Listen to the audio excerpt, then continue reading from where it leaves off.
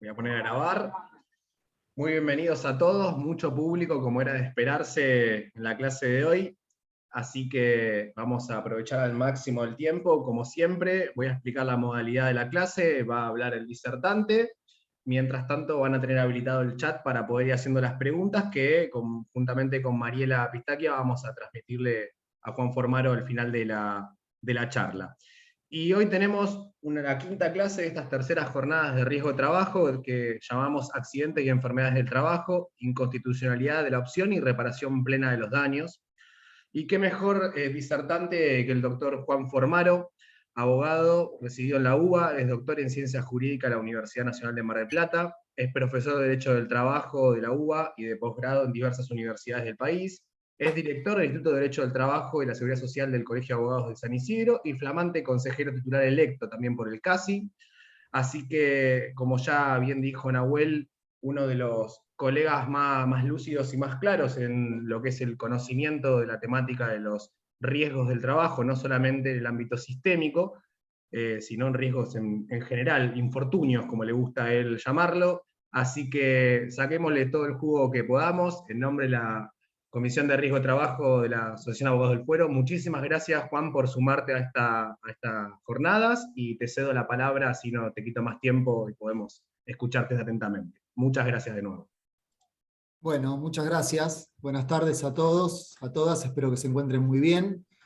Gracias a las autoridades de la asociación por invitarme, a Nahuel, con quien me une una relación personal hace muchos años, como él decía. Facundo también, a vos por la presentación, y a todos los amigos y las amigas que están aquí presentes.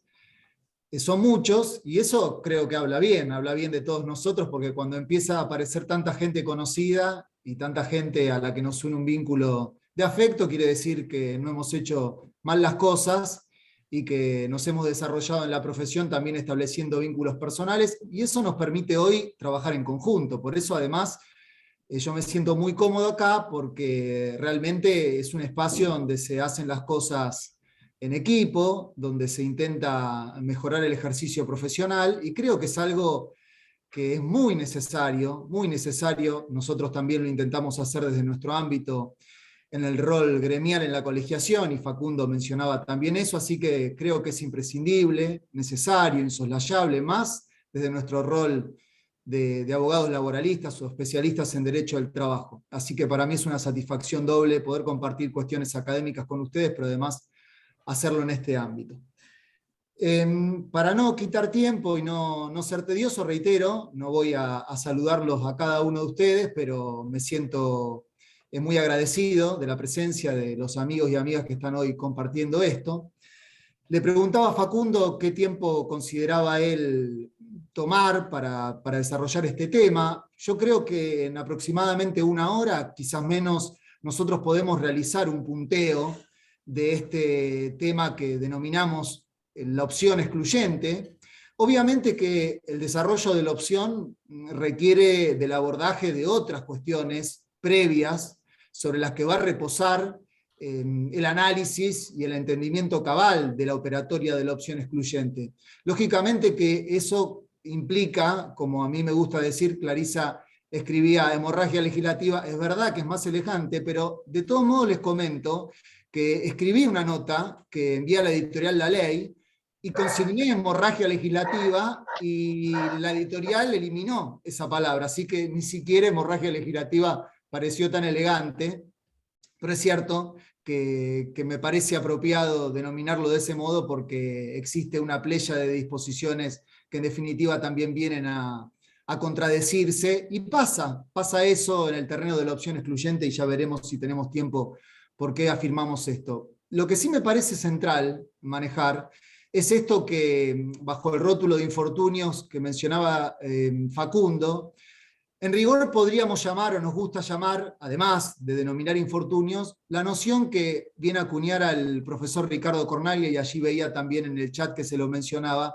que es la noción de derecho de daños laborales. Porque esa noción de derecho de daños laborales es la noción que permite compendiar, aglutinar y ordenar armónicamente, razonablemente, las disposiciones del sistema especial en atención a las cuales, o en función de las cuales se va a acceder a la reparación tarifada, a la reparación sistémica, y las normas del derecho común, en virtud de las cuales se va a pretender acceder a la reparación plena del daño, que es aquello que se separa a partir de la opción excluyente del artículo 4 de la ley 26773. Separación que, más allá de lo que establece el legislador en el artículo 4, no siempre va a operar, porque ustedes saben que en virtud del artículo 6 de la ley 26773, si la acción por reparación plena prospera, es el propio legislador el que desarma la opción excluyente y la RT tiene que venir a depositar aquello que debió pagar en función del sistema con más intereses y la parte proporcional de las costas. Y entonces allí hay que ver cómo articulan esas dos grandes vías, el sistema y el derecho común, ¿sí?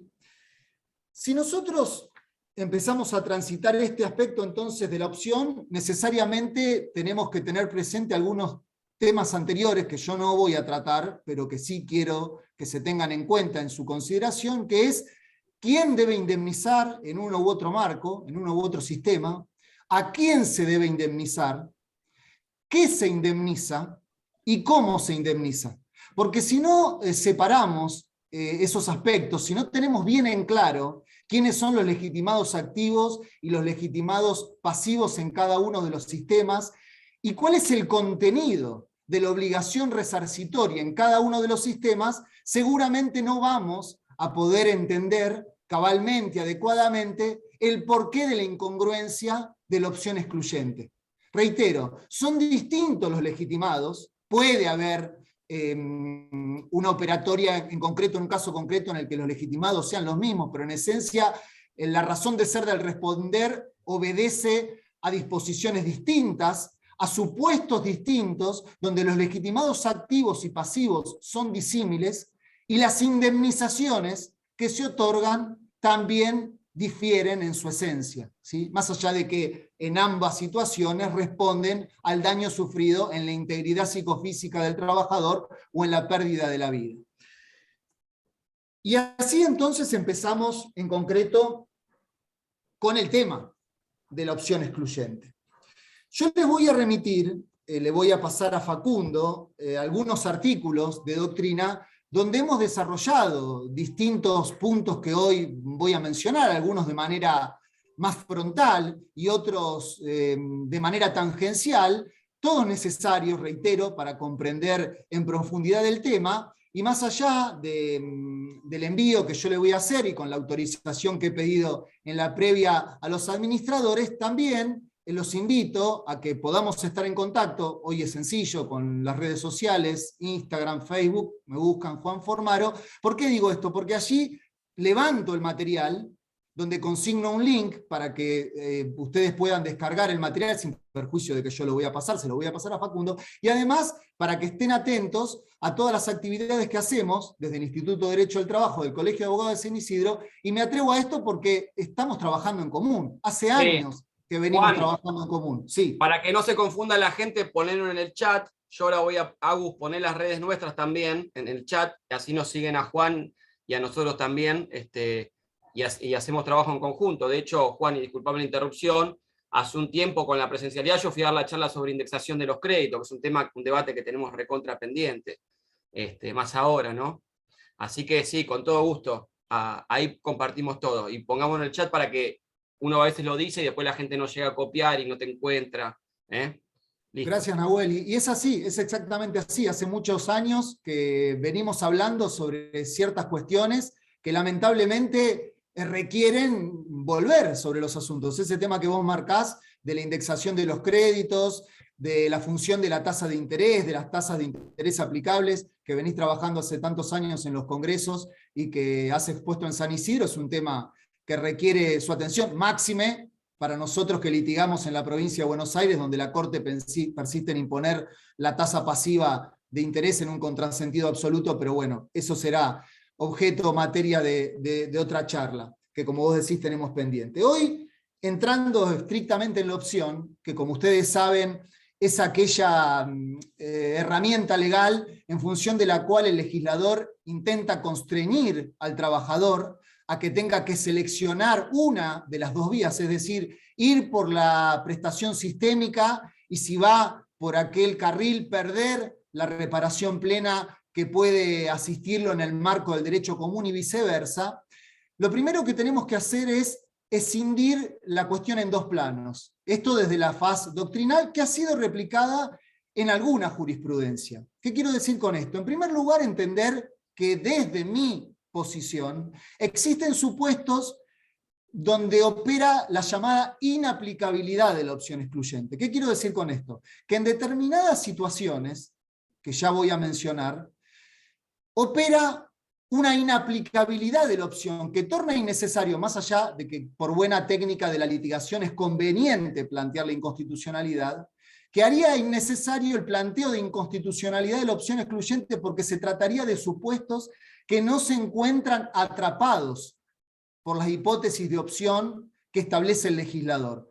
¿Cuáles serían estos supuestos y por qué yo digo que hay supuestos de inaplicabilidad de la opción? En rigor, porque estos supuestos de inaplicabilidad de la opción, casos excluidos de la opción, evitan el remedio como se ha catalogado en doctrina, y a veces la Corte así también lo ha denominado, el remedio extremo de la declaración de inconstitucionalidad, y además son supuestos que encaballan con aquello que marca el Código Civil y Comercial en sus artículos 1 y 2, que es la interpretación conforme. Como ustedes saben, cuando el intérprete puede ir hacia una interpretación, hacia una solución que evita el remedio de la declaración de inconstitucionalidad de la norma, ese tiene que ser el carril que tiene que tomar.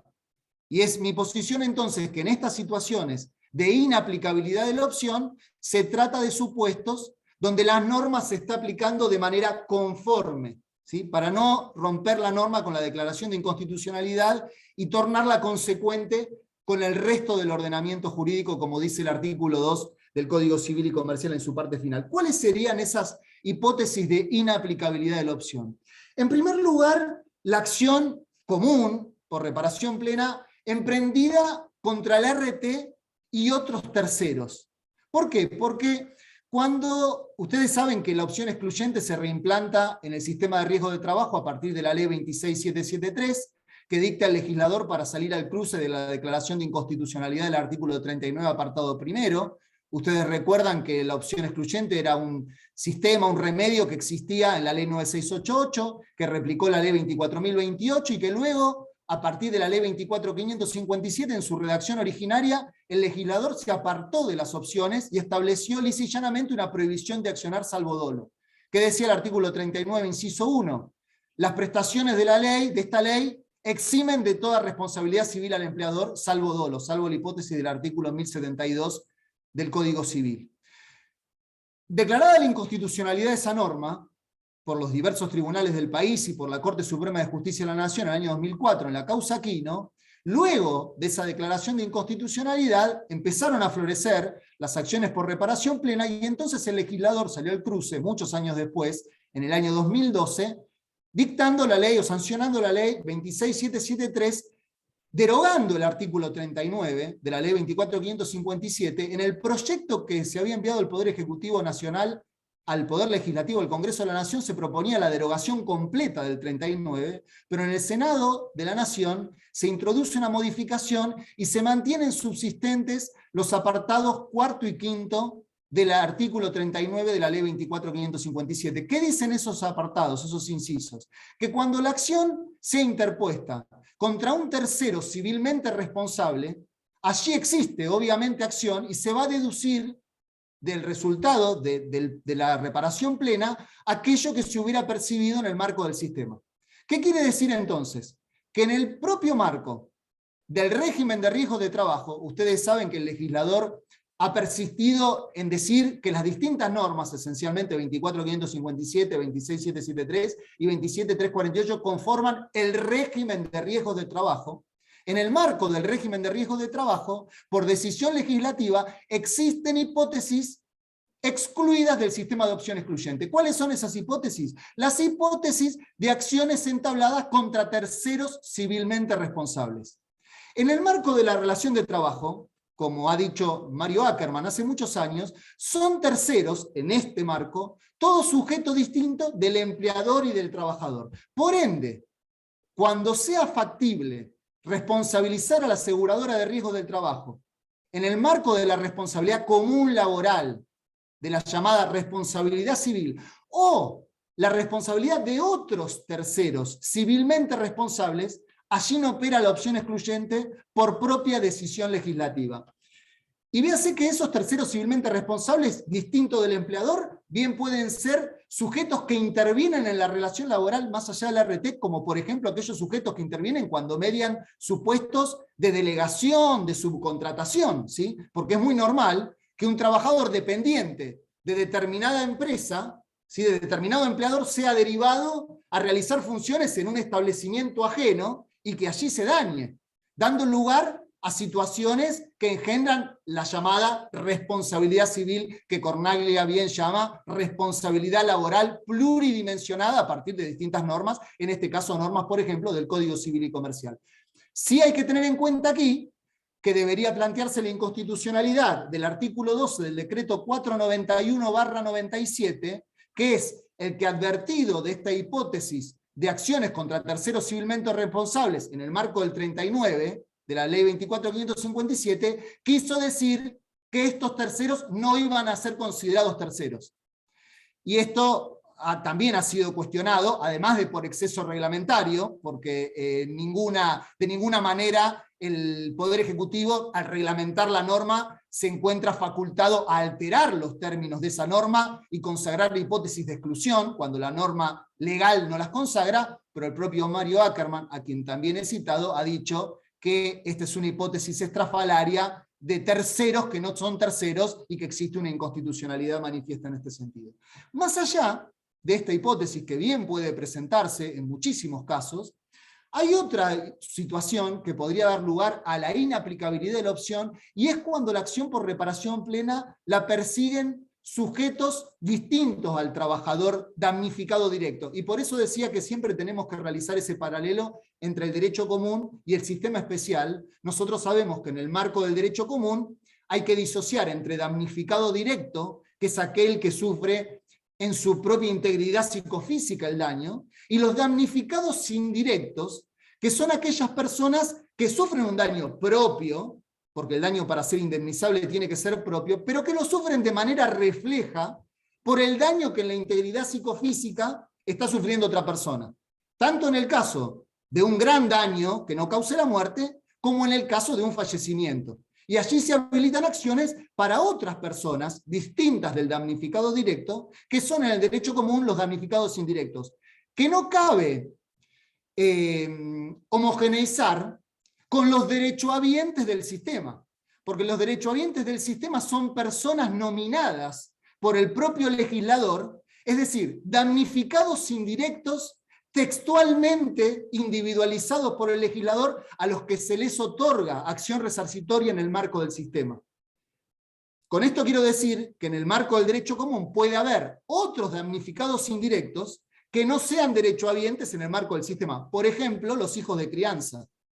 Puede darse un supuesto de un trabajador que tenga hijos de sangre, ¿sí?, hijos propios de sangre, y que también conviva con otra persona que tenga hijos, y a su vez convivan todos juntos en un mismo hogar, y entonces ese hijo de crianza, que pareciera no tener derecho en el marco del sistema a una reparación tarifada, bien puede tener derecho a la reparación plena del derecho común en el marco del Código Civil y Comercial, aún frente al caso en que no suceda la muerte del trabajador.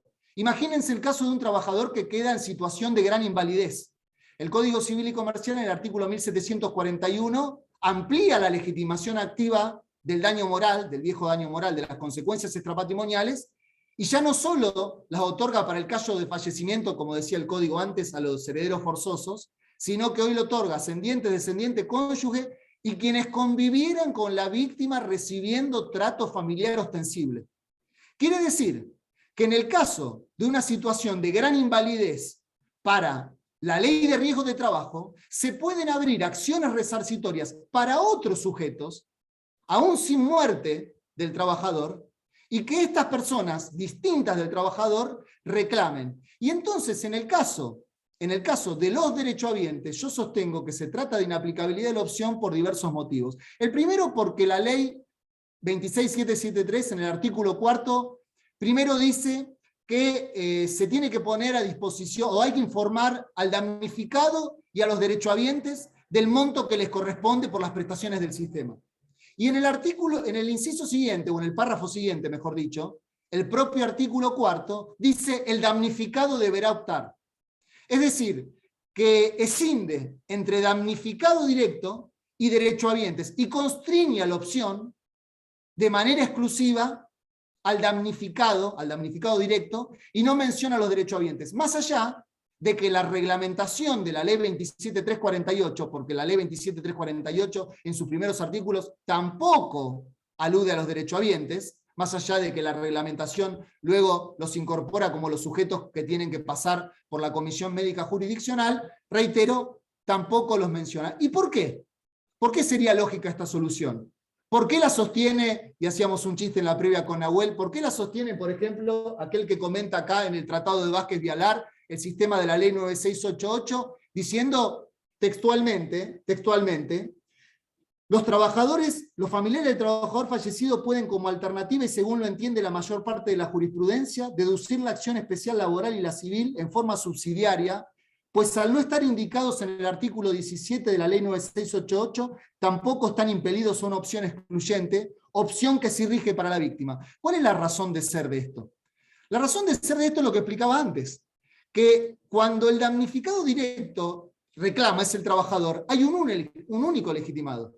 Pero cuando sucede la muerte, se hablan legitimaciones distintas, y entonces un pago de una tarifa no puede matar la indemnización que corresponda a otras personas legitimadas. Lean el tomo 4 de la ley tomo 4, página 353. Comentario de Costa sobre la ley 9688, reitero, tomo 4 de la ley. Producido el fallecimiento de un obrero por accidente de trabajo, el patrón cumple con la ley especial depositando la indemnización. Pregunta Costa: ¿cuál sería su situación si, mediando dolo o culpa de su parte, una persona damnificada no comprendida dentro del concepto de la familia que determina la ley 9688, pero sí amparada por el derecho civil, lo demanda fundada en las disposiciones de este último? Estaba explicando esto que recién mencionaba, que es distinta a la legitimación en el caso de fallecimiento, y es distinta a la legitimación en el marco del derecho común y la legitimación en el sistema. Por ende, si una persona legitimada en el marco del sistema cobra la tarifa que se devenga en el caso de fallecimiento, eso no implica hacer perder la acción común a otros damnificados indirectos que en el marco del derecho común pueden tener acción resarcitoria. Por ende, tip absolutamente práctico: cuando va un derechohabiente al estudio de ustedes, o va un damnificado directo, un trabajador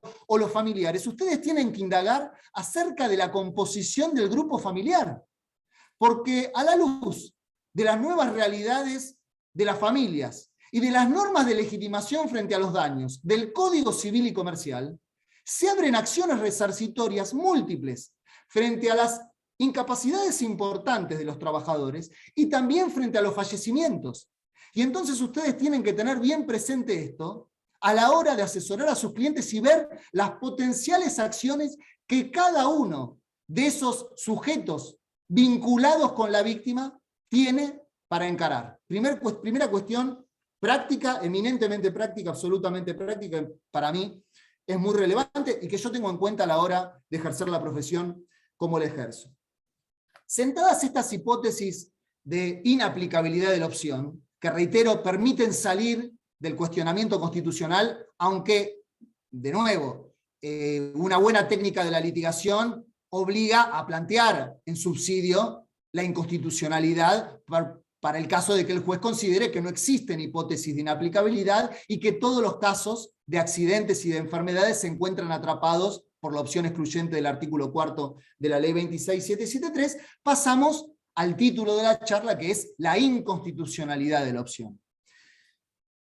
Vamos a ver que sí existe algún argumento que permite sostener que la opción es constitucional. Ese argumento es meramente legalista. El argumento es, el legislador entra dentro de las atribuciones del legislador regular el régimen reparatorio, y si el legislador decidió establecer una opción excluyente y el legislador no está vedando la acción, sino que está permitiendo optar, la norma no es inconstitucional. Y allí fenece la defensa de la constitucionalidad de la opción. Ya vamos a ver por qué ese es el único argumento que queda residual frente a la pléyade de argumentos que chocan cuando se presenta la inconstitucionalidad de la opción excluyente. Voy a hacer un raconto.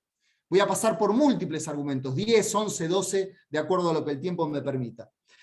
En primer lugar, que el sistema de la opción excluyente rompe los propios principios del derecho de daños laborales, que son principios que se encolumnan a partir, o se encaballan a partir de los principios propios del derecho del trabajo, fundamentalmente indemnidad, protectorio e irrenunciabilidad, indemnidad, protectorio e irrenunciabilidad, y luego de los propios principios del derecho de daños, el propio alterum non ledere del artículo 19 de la Constitución Nacional, y ya vamos a ver por qué esto es absolutamente claro. Luego, a partir de aquello que el propio legislador de la ley 26773 y 27348 reconoce, cuando la Corte de la Provincia de Buenos Aires, en la causa Vera del año pasado, declara la inconstitucionalidad del artículo 4 de la ley 26773, deja salvo o aclara que esta declaración de inconstitucionalidad no atrapa a los casos que se sucedan estando vigente la ley 27348. Ya vamos a ver por qué esa disquisición que hace la Corte es intrascendente. ¿En función de qué? En función de que la propia regulación de la ley 27.348 refuerza aún más la inconstitucionalidad de la opción excluyente. Y comienza esto a partir de que cuando se dicta la ley 27.348, en los fundamentos de lo que fue el proyecto de ley de la ley 27.348, se insiste en que el sistema de riesgos de trabajo es parte sustancial del sistema de la seguridad social. Así lo dice el legislador. Ya sabemos todos, aquellos que nos metemos en el tema de riesgos de trabajo, que es una seguridad social absolutamente sui generis, que tiene muchas particularidades que nos llevarían a apartar el sistema de esa seguridad social, pero que lo cierto es que el legislador insiste en conceptualizar, en colocar al sistema de riesgos de trabajo como parte o como un subsistema de la seguridad social. Si es un subsistema de la seguridad social, es evidente que la normativa queda amparada por los principios que juegan en el ámbito de la seguridad social, y entre ellos aquella directriz constitucional que establece el carácter irrenunciable de las prestaciones derivadas de la seguridad social, artículo 14 bis. En consecuencia, por la decisión legislativa de la 27.348, esa opción excluyente del artículo 4 de la ley 26.773 queda desarticulado por inconstitucional por la norma sobreviviente que deja en falsa escuadra a esa decisión legislativa preexistente. Luego, la irrenunciabilidad de las prestaciones. Cuando se dictó la ley 26.773, se sancionó el artículo 4 de la ley 26.773, nosotros escribimos un artículo que salió publicado en un suplemento especial de la ley, donde dijimos que estaba subsistente el artículo 11 de la ley 24.557. ¿Qué dice ese artículo 11? El artículo 11 dice: las prestaciones dinerarias de esta ley gozan de las franquicias y los privilegios de los créditos por alimentos. Son además irrenunciables y no pueden ser cedidas ni enajenadas.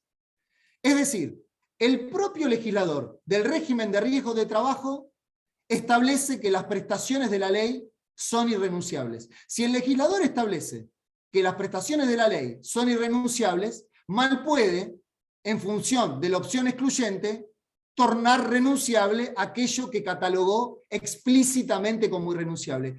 Y me adelanto a decir que la Cámara Nacional de Apelaciones del Trabajo no va a poder conectar la constitucionalidad de la opción excluyente, porque la Cámara Nacional de Apelaciones del Trabajo, en un plenario del 21 de junio del 2016, que es Vallejo Carla contra la Holando Sudamericana Compañía de Seguros, indicó que no podían celebrarse pactos de cuota litis en materia de acciones sistémicas, de acciones tarifadas que perseguían la reparación de los daños derivados de riesgos de trabajo, porque esto implicaba violar la irrenunciabilidad del artículo 11 de la Ley de Riesgos de Trabajo y la imposibilidad de ceder esas prestaciones. ¿Qué quiero decir entonces con esto?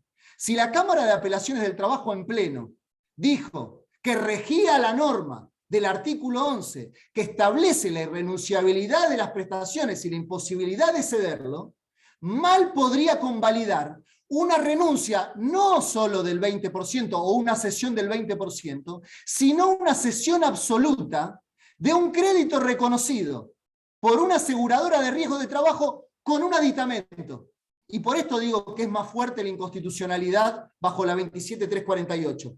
Con el aditamento de que bajo el imperio de la 27348, el reconocimiento de la prestación tarifada ya no lo efectúa meramente un privado como es la aseguradora de riesgo de trabajo, sino que lo efectúa un privado con el paso por un ente estatal que es una comisión médica. Ahora, si un funcionario público está reconociendo que existe una contingencia amparada por el sistema, que no existen eximentes que operan en ese caso, y que existen prestaciones tarifadas que se devengan derivadas de esa contingencia, mal puede luego considerarse una renuncia a algo, reitero, que se reconoció como irrenunciable y que está, reitero, absolutamente reconocido con la intervención de un organismo estatal. Por eso me aparto de aquello que dice la Corte en Vera, argumentando que esta es una solución que no operaría, o que en principio, que no está diciendo que no opera, o que si rige la 27348 lo va a declarar constitucional. Está diciendo no adelanto criterio. Bueno, yo doctrinalmente adelanto mi criterio y digo, la 27348 refuerza la inconstitucionalidad. Le voy a pedir a mi amigo Martín Lugo, no sé si está escuchando, que me ponga la pantalla en oculto, porque me hace así la pantalla de él y me estoy perdiendo. Y tira la pantalla de Martín, Juan, mientras tomás un poco de aire. Ahí está. Mientras tomás un poco de aire y tomate un sorbo de agua, está presente la doctora Daniela Ducros, que escribió un artículo sobre la inconstitucionalidad del plenario Vallejo, y recordando a nuestra gran maestra Estela Ferreirós, lean su voto, donde les explica a los otros jueces que no ejercieron la profesión por qué tenemos derecho a cobrar el pacto también ahí, ¿no? Porque en el plenario Vallejo, los jueces que se creen que son grandes defensores de los trabajadores, lo que hacen al sacar ese plenario es protegerlos, porque si la profesión la hacen menos rentable, va a haber menos abogados dispuestos a defenderlos, porque no se olviden, camaristas, que ustedes están ahí después de 5, 6 o 7 años que nosotros estamos dándole contención al trabajador, y ustedes le dedican 15 minutos de su vida a un proyecto, y somos los abogados los que defendemos de verdad a los trabajadores, más que los jueces. Entonces, cuando se hacen los paladinos defensores de los trabajadores, que no se metan con nuestros honorarios. Nada más. Ahora que Juan tomó aguas, que sigo. No, por eso digo que para evitar esas incongruencias o esas inconsecuencias, advierto sobre esto. Si el pleno de la Cámara, o la mayoría de la Cámara, han mutado ahora las integraciones de las salas, entonces sería posible que esto fuera dejado sin efecto, pero lo cierto es que si la mayoría de la Cámara Nacional de Apelaciones del Trabajo decidió prohibir el pacto de cuota litis en función de determinados argumentos, esos mismos argumentos tienen que llevarlos necesariamente a declarar la inconstitucionalidad de la opción excluyente, porque de manera alguna podría convalidarse que el trabajador siniestrado pierda absolutamente todo su crédito cuando, como vos bien marcás, los camaristas fueron defensores del 20% del crédito del trabajador a expensas de los honorarios de los letrados, que, como bien vos marcás, son aquellos que permiten acceder a esa reparación que marca el sistema. Así que lo pongo de resalto para que no existan esas inconsecuencias, o para alertar acerca de estas posibles inconsecuencias. Luego, algo que va de suyo y que luce evidente en el análisis de todo esto, que es la ausencia de un ánimo abdicativo, que es acerca de lo que tanto había explicado Estela Ferreirós cuando escribía sobre este asunto. Nosotros hemos dicho en el Instituto de Estudios Legislativos de la FACA, que integro junto también a muchos amigos, y en esencia también los amigos platenses con los que siempre escribimos, que el artilugio de colocar al trabajador que cobra indemnizaciones tarifadas en situación de no poder reclamar el mayor daño que pudiera haber sufrido implica una burda extorsión a partir del estado de necesidad.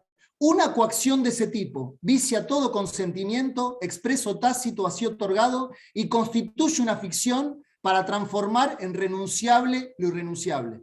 Es un dictamen del Instituto de Estudios Legislativos de la FACA del 1 de octubre del año 2012, que también lo voy a pasar porque es un dictamen interesante para consignar en el marco de las acciones que nosotros podamos emprender. Luego, el estado de necesidad.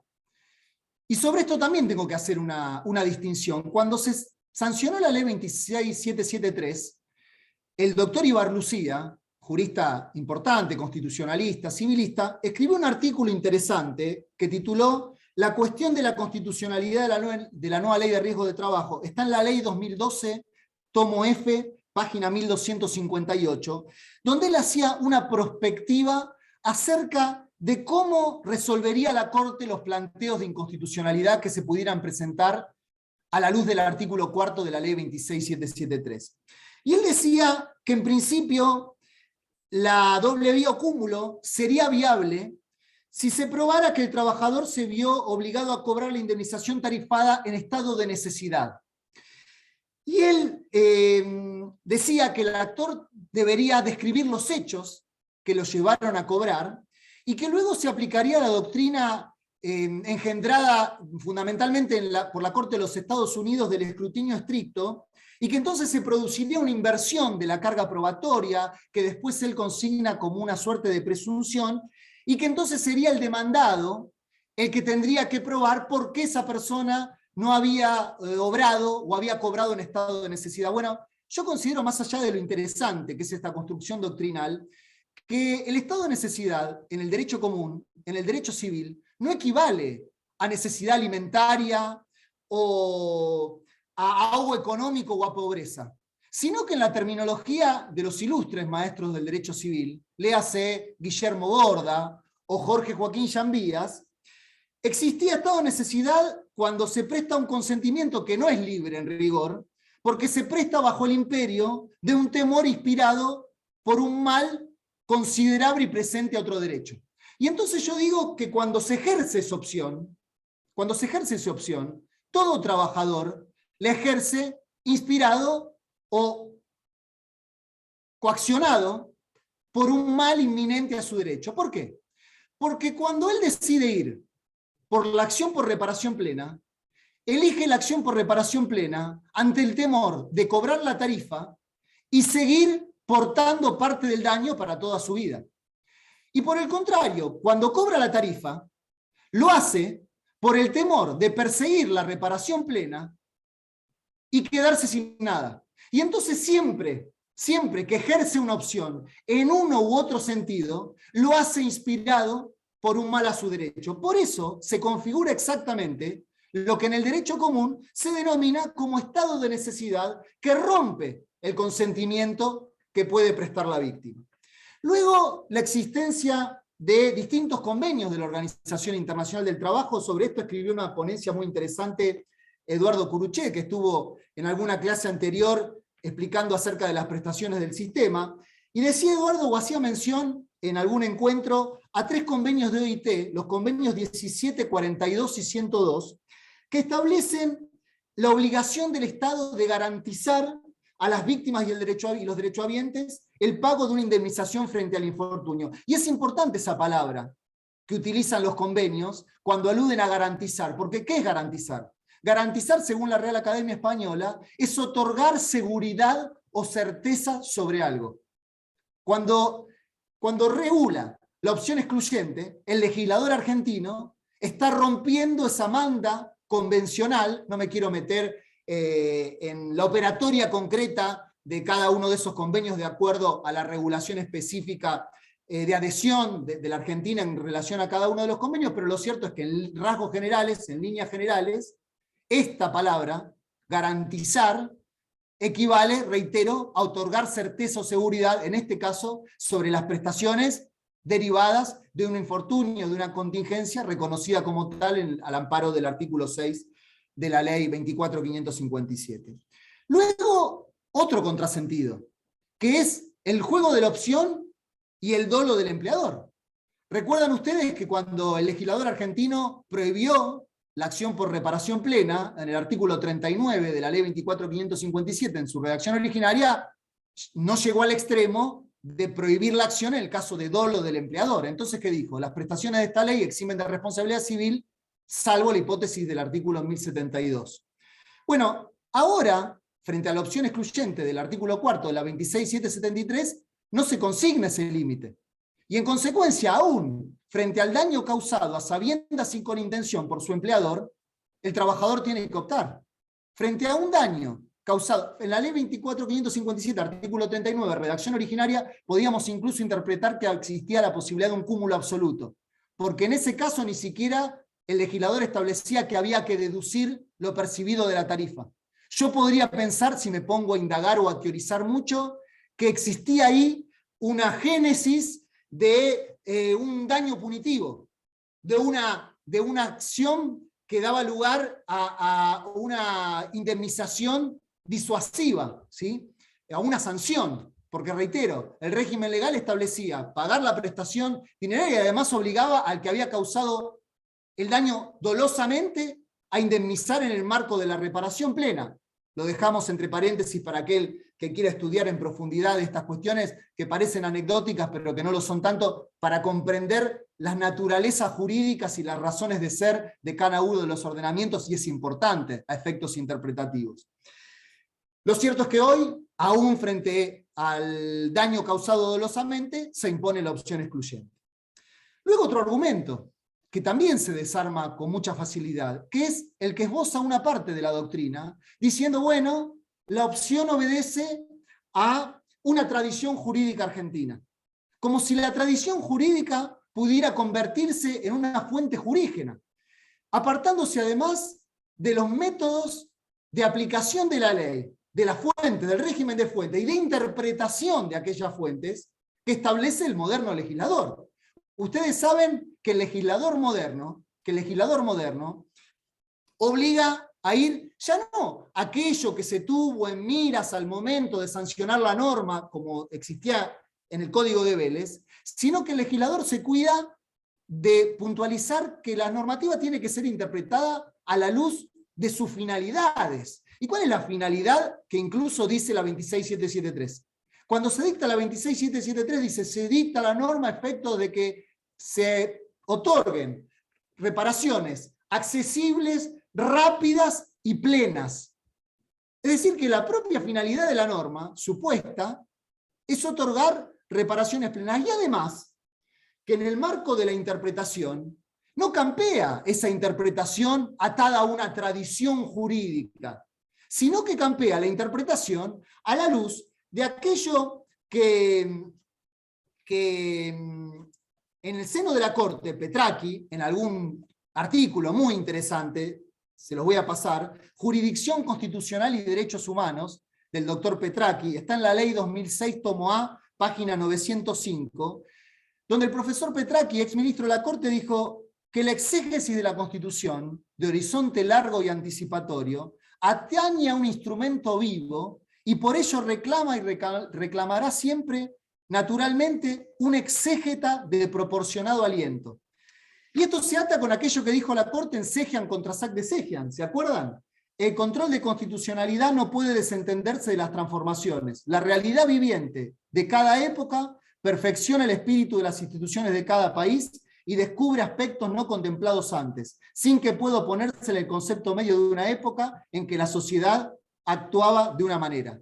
Cabe entonces admitir que esas transformaciones en la sensibilidad y en la organización de la sociedad coloquen bajo la protección de la Constitución situaciones que anteriormente se interpretó que no requerían su amparo. ¿Qué quiero decir con esto? Que a la luz del Código Civil y Comercial, que a la luz de la constitucionalización del derecho privado, y vaya si ello no implica reforzar la constitucionalización del derecho social, esa opción excluyente, que en algún momento pudo tolerarse, que en algún momento pudo tolerarse, hoy es abiertamente inconstitucional. No puede sostenerse que el legislador, por su mero imperio infundado, ya vamos a ver por qué infundado, establezca una renuncia que rompa todos los principios del derecho social y que rompe incluso los principios del más puro derecho de daños, como vamos a ver que reconoce la Corte en una sentencia muy reciente, que es interesante también tomar en cuenta para argumentar en función de esto. Además, no es cierto que los regímenes de opción no hayan sido cuestionados. Han sido cuestionados desde la triple vía. En primer lugar, desde el punto de vista de la doctrina. Ya en el año 1936, Costa, a quien antes cité, dijo: conceptuamos esa opción como un error porque son dos acciones totalmente distintas, con fundamentos y finalidades diferentes. Se mueven en planos diversos y por eso mismo no se excluyen. Decía Gulminelli, cuando se cumplieron 50 años de la ley 9688, dijo: aún queda en vigencia esa cláusula absurda que establece que el ejercicio de una acción en un sistema implica la pérdida de los derechos que acceden al trabajador en el marco de otro sistema. Lo escribió hasta el cansancio el profesor Ricardo Cornaglia, en los distintos artículos y en los distintos libros que publicó. Y lo dijo el profesor Fernández Gianotti en una obra muy interesante, que está en un libro homenaje al profesor Isidoro Goldenberg, que, como decía Fernández Madrid, era un civilista laboralista. Y la obra de Fernández Gianotti es interesante desde el propio título de Fernández Gianotti. Dice, titula así el artículo, después se los paso: vulneración constitucional por el carácter excluyente de las acciones indemnizatorias del daño infortunístico. El propio Fernández Gianotti, desde el título de su aporte en esa obra, homenaje a un ilustre profesor de Derecho Civil que escribió mucho sobre derecho de daños laborales, la obra del profesor Isidoro Goldenberg sobre infortunios del trabajo en 2 tomos, es excelente, lleva a pensar o a sostener que resulta inconstitucional la norma que pretende otorgar carácter excluyente a las acciones derivadas de daños laborales cuando dicho perjuicio no se haya completamente reparado. Además, la jurisprudencia se apartó, si bien en pocos casos, porque esto tal vez era una cuestión que el foro aceptaba, de la solución de la ley, y lo hizo en la pluma de un jurista eminente que tuvo el derecho argentino, como fue el profesor Alfredo Colmo, cuando no existía justicia del trabajo, cuando no existía especialidad, y estas cuestiones llegaban a la Cámara Civil de la capital, y entonces hay muchos precedentes de la Cámara Civil Primera y de la Cámara Civil Segunda. La Cámara Civil Primera era la que integraba el profesor Alfredo Colmo, sosteniendo posiciones muy interesantes. En el plano de las acciones sistémicas, por ejemplo, sosteniendo Alfredo Colmo, la ley 9688 es de interpretación extensiva y no restrictiva. Entendía que era una ley especial que se había dictado en un marco tutelar para el trabajador. No entraña propiamente una derogación del derecho común o civil, pues se ha inspirado en circunstancias de índole política y social que son un tanto ajenas a un derecho sedentario como aquel. Debe entonces regir, con arreglo a sus factores y propósitos, por encima de cualquier leguleyismo pequeño o malsano, pues tiene características propias e independientes y requiere por eso de un criterio adecuado de aplicación. Cuando él tuvo que resolver casos donde se había procurado la reparación plena y no podía prosperar esa acción por reparación plena, pero sí se trataba de un caso donde las prestaciones tarifadas del sistema debían ser otorgadas, el profesor Alfredo Colmo, y lo siguieron aquellos integrantes de esa sala que votaban con él, dispuso abonar la reparación tarifada con una serie de argumentos que resumo en 2 o 3. Dijo: las acciones son excluyentes en el sentido de que no son concurrentes, y no en el de que una de ellas, la especial, no queda comprendida por su idéntica naturaleza de fondo y por su menor intensidad o alcance dentro de la otra.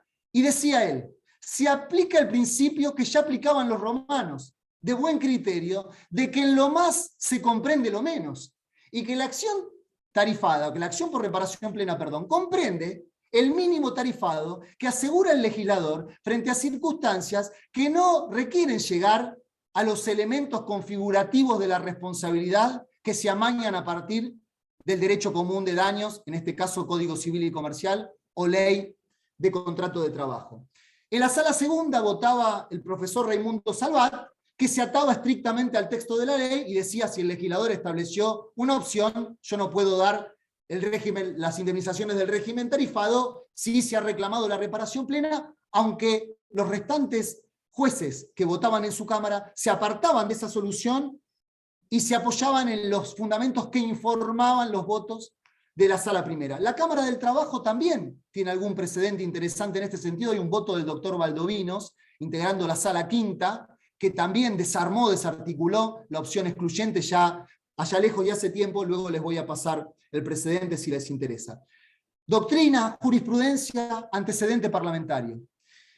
El Poder Legislativo en la década del 80 sancionó la ley 23.146, que en su artículo 10 modificaba el 17, la ley 9688. ¿Qué dijo el Congreso argentino? El Congreso argentino: los trabajadores amparados por la presente ley o sus derechohabientes podrán reclamar conjuntamente las indemnizaciones tarifadas que le confiere la misma y las que pretendan la reparación integral del daño según el derecho común. Reitero, el Congreso Nacional sancionó una norma apartándose del sistema de la opción excluyente. Entonces no es cierto que siempre el Congreso jugó a partir de una opción excluyente. ¿Qué pasó con esta ley?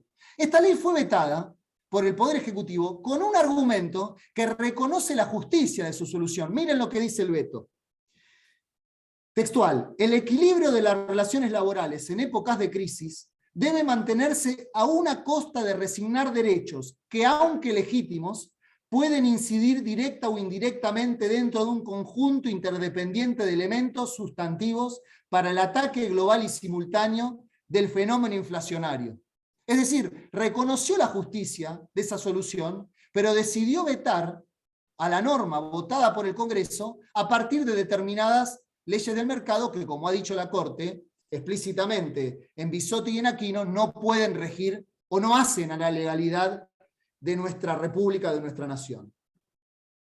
Ya dije acerca de la intrascendencia del eventual arraigo de la opción. Expliqué lo que dijo la Corte en Sejian contra Sac de Sejian, en un precedente que se ha replicado en otros muchísimos supuestos. No podemos quedar atados a una interpretación vetusta, perimida, que no anida en aquellos fundamentos que dan vigor a la actualidad de las normas, ¿sí?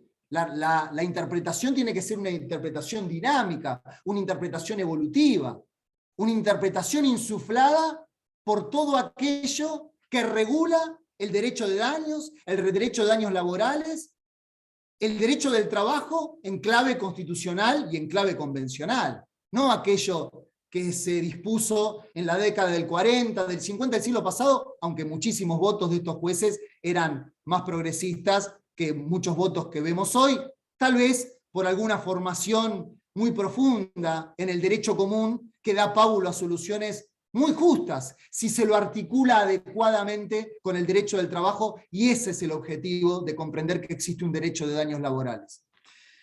Luego los argumentos de la jurisprudencia de la Corte. Sobre esto no digo yo, dijo el profesor Rodríguez Mancini.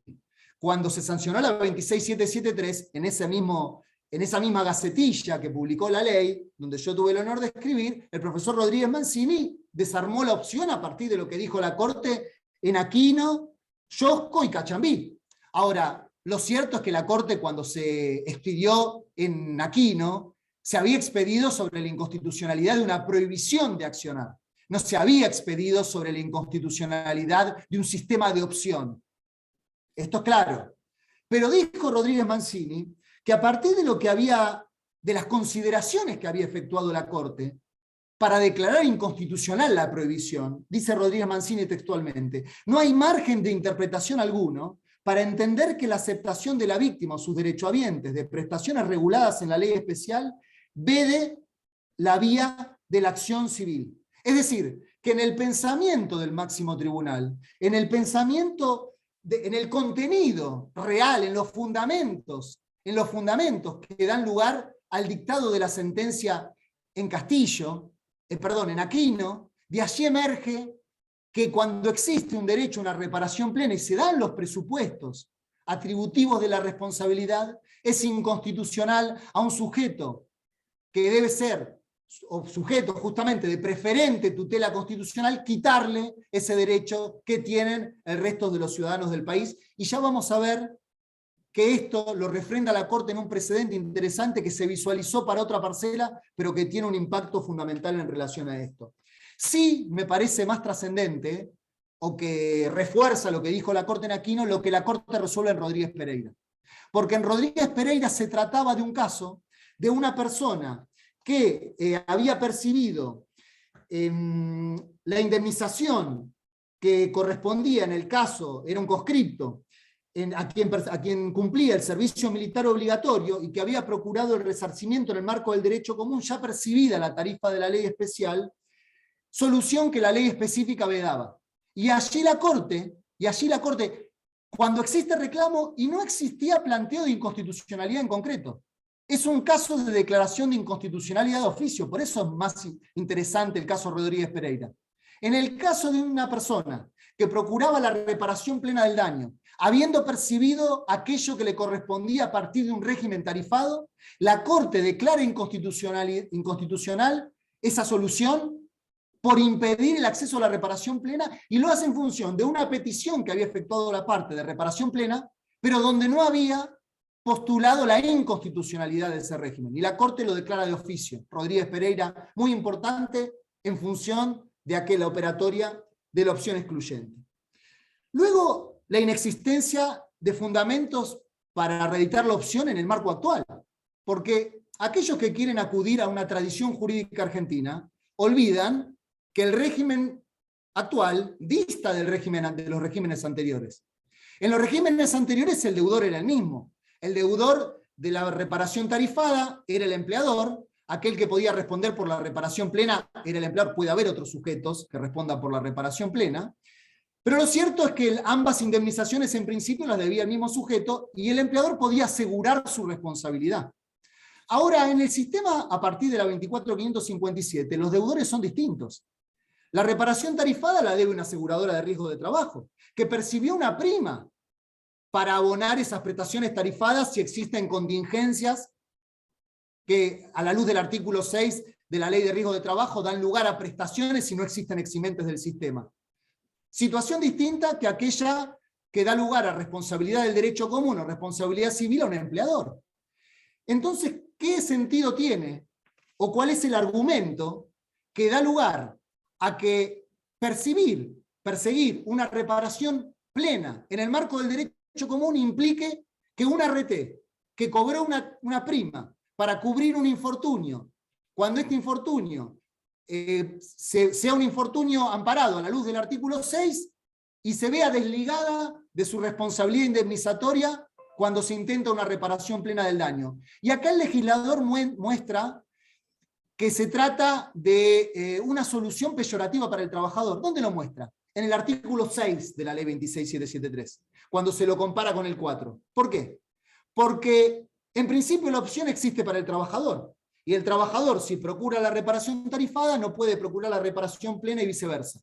Pero sucede que a la luz del artículo 6 de la ley 26773, si la reparación plena prospera, es decir, si el trabajador se anima a emprender el camino de procurar la reparación plena del daño, y esa acción prospera, allí esa prestación renunciada, aparentemente renunciada, renace de las cenizas, y entonces la RT tiene que ir a subvenir a la parte tarifada para cubrir al empleador. Quiere decir que se trata de una regulación claramente estructurada para constreñir al trabajador, para coaccionarlo a percibir la indemnización tarifada y no animarse a procurar la reparación plena del daño que la Corte reconoció como de raigambre constitucional en esos 3 leading case tan importantes, donde la Corte demostraba que no hace falta dictar sentencias de muchísimas páginas para establecer cosas importantes, concretas, trascendentes para el derecho. Santa Coloma, Gunter y Luján, 5 de agosto del año 86, cuando la Corte anuda, aunque yo lo había hecho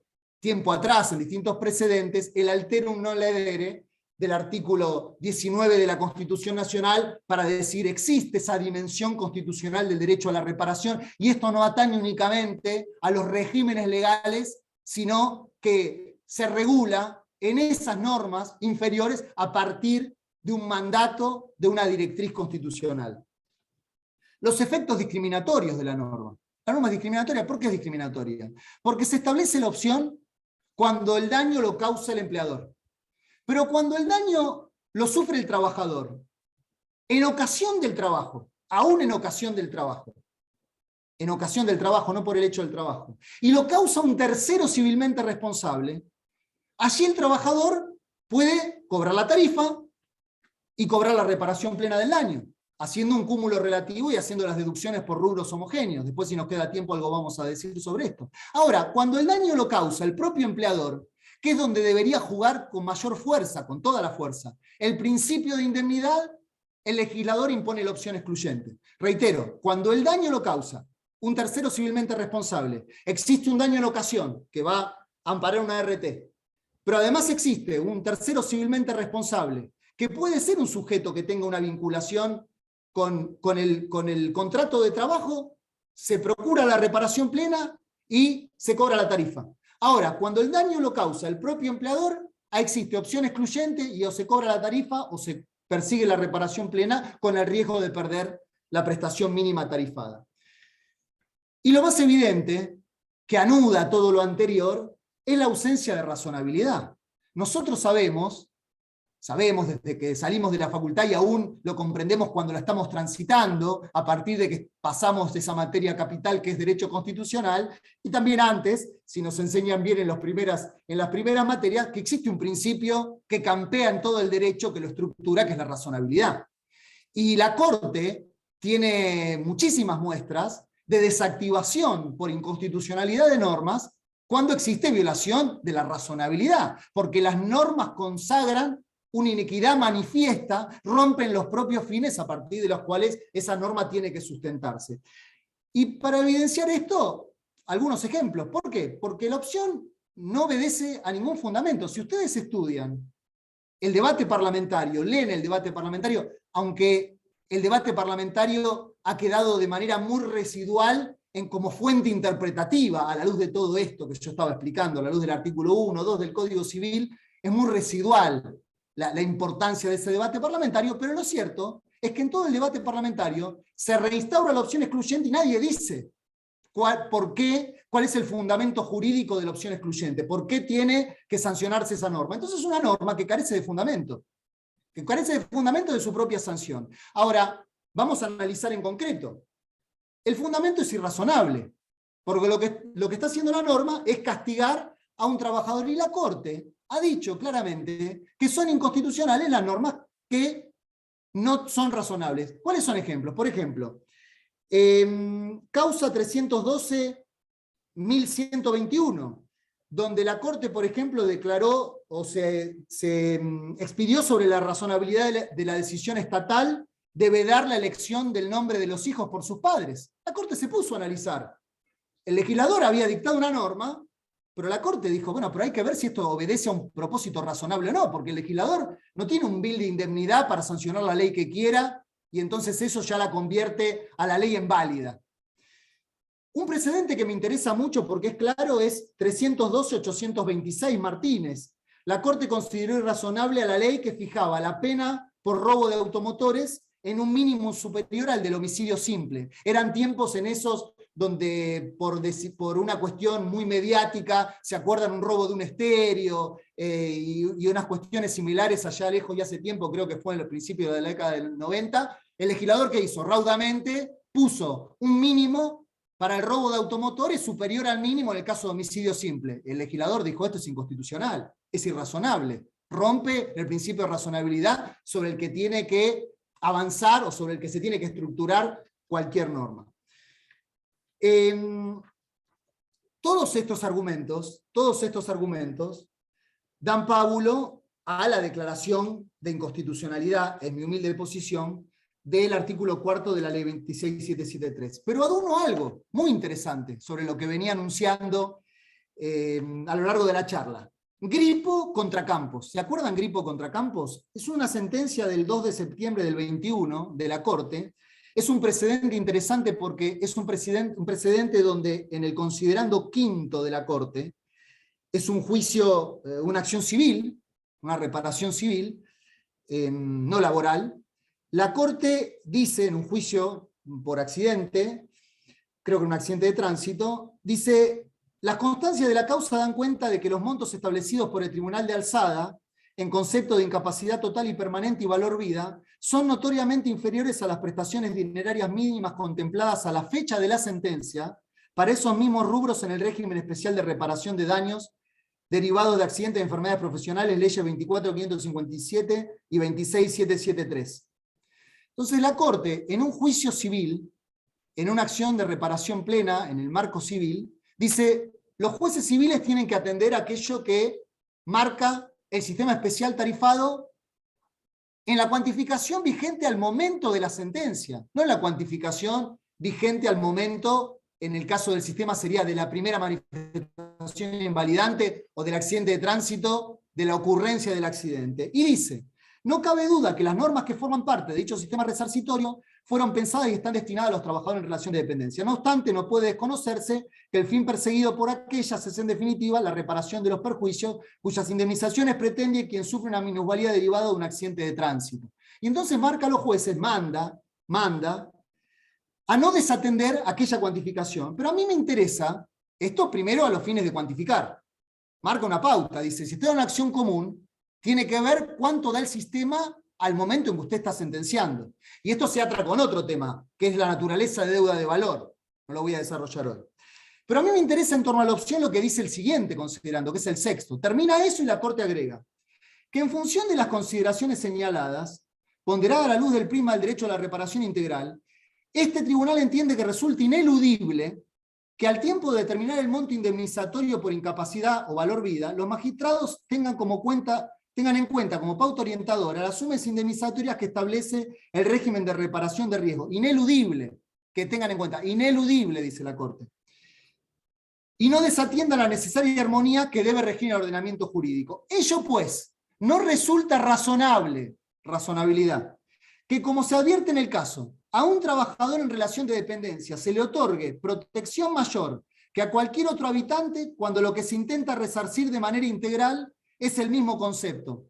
Esta diferenciación, sin otro fundamento más que la condición señalada, conduce a vulnerar el derecho de igualdad ante la ley previsto por el artículo 16 de la Constitución Nacional. ¿Qué dice la Corte acá? La Corte dice: si usted está en un juicio civil por reparación plena, no le puede dar menos a cualquier habitante que aquello que le corresponde a un trabajador como tal, porque si no existe violación de la igualdad. Ahora, pensando la cuestión desde el prisma contrario, desde el prisma del trabajador, no se le puede dar al trabajador menos que aquello que se le reconoce en el marco del derecho común, la reparación plena, que ¿qué es? La reparación dentro del régimen de las consecuencias indemnizables, no es cualquier daño. Es la reparación en el marco de las consecuencias que el legislador reputa como resarcibles, ¿sí? Las consecuencias inmediatas y las consecuencias mediatas previsibles en principio. Todo este andamiaje jurídico da cuenta, reitero, de la inconstitucionalidad de la opción y de la inconstitucionalidad de la opción que desde mi concepción, desde mi humilde concepción, se refrenda aún frente al paso por una comisión médica jurisdiccional. Y ustedes me dirán, bueno, ¿qué pasa con aquello que se consigna en el seno de la comisión médica cuando la persona cobra y la persona cobra asistida de un patrocinio letrado? Bueno, sobre eso también he escrito, les paso el artículo porque no quiero extenderme demasiado. Primero, en torno a la doctrina de la Corte Suprema de Justicia de la Nación, en torno a la inaplicabilidad de la doctrina de los actos propios en múltiples precedentes, donde la Corte va tallando los límites de esa aplicación de la doctrina de los actos propios que deja encorsetada para que no operen en estos supuestos, más allá de la existencia o no de un patrocinio letrado. Pero lo cierto es que jamás puede hablarse de cosa juzgada administrativa, más allá de que nosotros también hemos explicado en algún artículo que no existe o que no puede hablarse de cosa juzgada ni siquiera bajo el influjo del régimen tarifado, tampoco bajo el prisma del régimen tarifado, y esto amerita todo otro desarrollo posterior interesante. Pero lo cierto es que jamás podría sostenerse que existe cosa juzgada que ata a lo decidido en relación a la reparación plena, porque ustedes bien saben, desde que salimos de la facultad, que para que exista cosa juzgada tiene que existir identidad.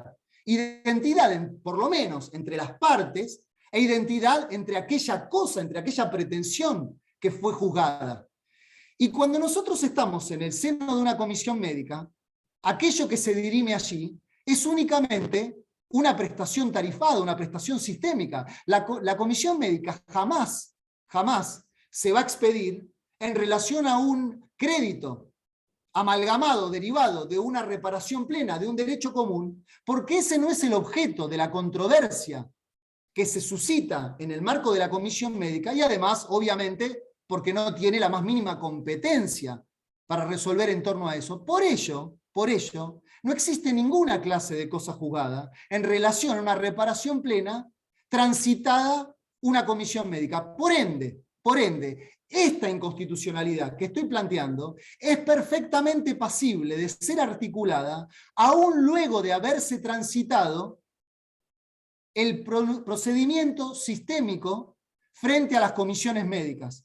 Reitero, ¿por qué? Porque los argumentos a partir de los cuales se puede plantear la inconstitucionalidad de la opción excluyente no operan o no son disímiles en relación a aquellos que pudieran operar si se pasó o no por la comisión médica. Obedecen a otra cosa, obedecen a que la Corte de la Provincia de Buenos Aires, en ese precedente Vera, dijo que el trabajador, como sujeto de preferente tutela, no podía ser tratado de manera peyorativa al resto de los ciudadanos y que la existencia de un sistema tarifado no impedía procurar la reparación plena del daño si ese daño subsiste en alguna medida. Y aquí dejo, ¿y por qué lo dejo aquí? Porque eso es necesario articular con todo lo que advertí al principio de la clase. Hay que ver qué indemniza el sistema especial y qué indemniza el derecho común, para ver si efectivamente quedó un daño sin resarcir o no. Eso es objeto de todo otro estudio importante, porque obviamente que esas cuestiones no pueden articularse de manera automática. Allí tenemos que pensar cuáles son las consecuencias patrimoniales, cuáles son las consecuencias extrapatrimoniales, quién tiene legitimación, si existen presunciones en el derecho común, cuál es el alcance de esas presunciones, si son presunciones iuris tantum, que permiten otorgar determinado plafón indemnizatorio, y en contrapartida, ¿qué indemniza el sistema especial?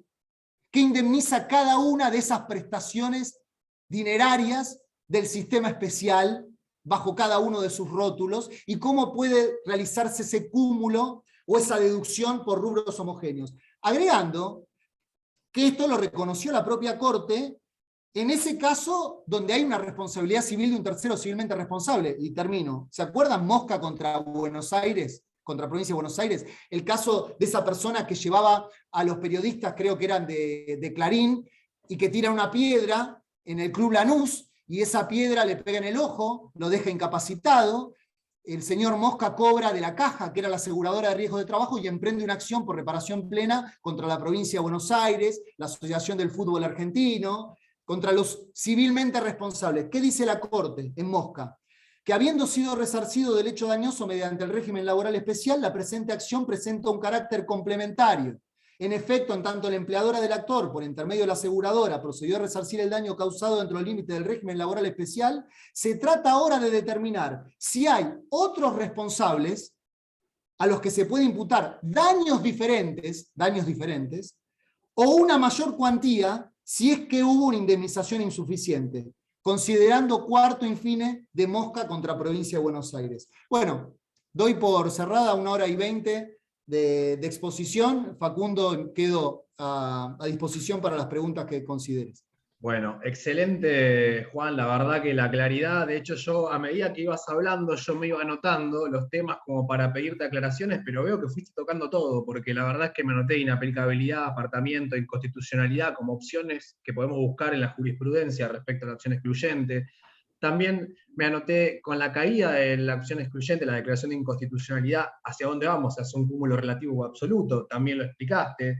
Y tenemos algunas preguntas ahí dando vuelta, y también algo que tocaste que me parece que tiene que ver con la extensión o el alcance de la cosa juzgada administrativa, porque en alguna pregunta por ahí me parece que lo que se plantea es realizar una petición distinta de lo que se convino en la comisión médica, pero nunca saliendo del sistema en particular, sino viendo el recálculo del ingreso base, que no es en todo caso hacer un cúmulo de acciones, sino es en todo caso recalcular el ingreso base que está establecido en la 899, pero bueno, ahora te vamos a transmitir las preguntas. Sí me gustaría, Juan, porque la verdad es que hacer un comentario respecto de un planteo que estamos haciendo con Clarisa, a la luz de lo que vos mismo decís de la coherencia que tiene que tener la Cámara Nacional de Apelación de Trabajo respecto de la doctrina sentada en sus propios fallos plenarios. En Vallejo, como vos bien decís, yo considero que la interpretación adecuada es el voto en minoría de la doctora Ferreiros, entre otros, pero nosotros lo que planteamos es precisamente la inconstitucionalidad del tope del 25% de costas, teniendo en cuenta acá que al haber una prohibición de cobrar el pacto de cuota litis, en ese plenario mal podría yo reclamarle la diferencia al trabajador, por ende acá quedaría un crédito de imposible, digamos, petición a ninguna de las partes, no habría obligado al pago, y en ese caso hemos tenido una declaración de inconstitucionalidad en primera instancia y veremos ahora en Cámara. Pero me parece muy bien esto de que, digamos, bueno, yo no estoy de acuerdo con esta doctrina, pero si está la doctrina plenaria, en todo caso seamos coherentes luego en la interpretación que esta doctrina le da. Así que bueno, Juan, sin, digamos...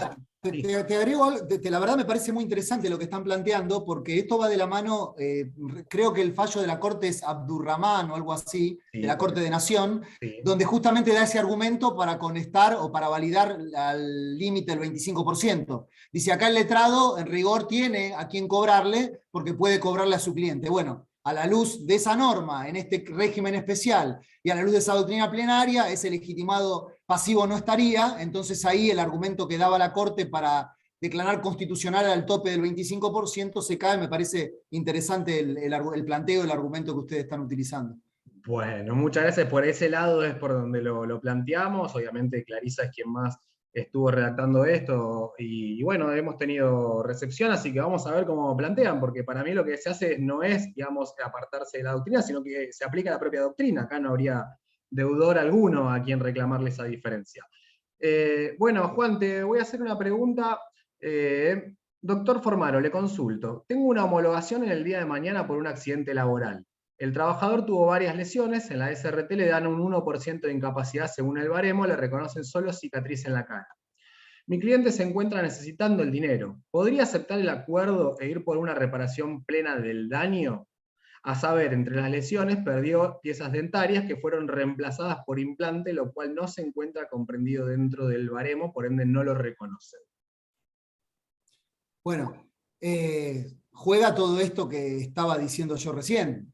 Usted puede cobrar sabiendo que esta es una posición doctrinal que ahora tiene el apoyo de un precedente importante, como es una declaración de inconstitucionalidad por la Suprema Corte de la Provincia de Buenos Aires. No sé qué competencia es la que le correspondería al caso que está planteando. Eso también es importante, porque si esto sería objeto de litigio en la Provincia de Buenos Aires, tendría una declaración de inconstitucionalidad de la Corte ya, entonces ahí cierta luz para reclamar luego tendría, pero bueno, tiene que saber que existe la opción excluyente y que seguramente cuando quiera accionar le van a decir que usted optó a la luz del artículo 4 que le consignan en la comisión médica al momento de ponerle a disposición el monto que tiene para cobrar. A ver, hay que aclarar otras cosas. Yo tenía acá impreso el artículo 4, porque si nos ponemos en esa hemorragia legislativa que mencionábamos, hay mucha tela para cortar. No quiero descender a esas dobleces que pueden tener las normas, pero vean lo que dice el artículo. Dice, el principio de cobro de sumas de dinero o la iniciación de una acción judicial en uno u otro sistema implica que se ha ejercido la opción. Bueno, ahora, ¿qué clase de acción judicial? Porque si yo hago una acción judicial donde yo reviso aquello que aconteció en la comisión médica, en rigor, todavía no tengo a disposición el monto final para ejercer la opción que dice el sistema. Ahora, la norma dice que inicio de una acción judicial, entonces ya también existe una redacción que es confusa cuando luego dice que las acciones por otro sistema de responsabilidad solo podrán iniciarse una vez recibida la notificación fehaciente, y esa notificación, en rigor, esa puesta a disposición siempre opera cuando se termina todo el tránsito administrativo y posterior judicial que revisa ese tránsito administrativo. Otro tema, el principio de cobro de sumas de dinero. En algún artículo de doctrina se dice, bueno, si el trabajador cobra una suma de dinero en el marco de un pago de una reparación civil, ejerció la opción y ahí juegan las normas del derecho civil. ¿Qué quiere decir? Que yo puedo citar al trabajador y como allí deja de ser trabajador, según alguien parece sostener, consigno en una nota, le pago 1.000 pesos producto del resarcimiento pleno del derecho civil, me pongo de acuerdo en que este va a ser todo el resarcimiento y que no tiene más nada que reclamar, y como se lo trata como que no es un trabajador, allí juegan las normas del puro derecho civil y ya no hay más nada que reclamar. Así no pueden ser entendidas las normas.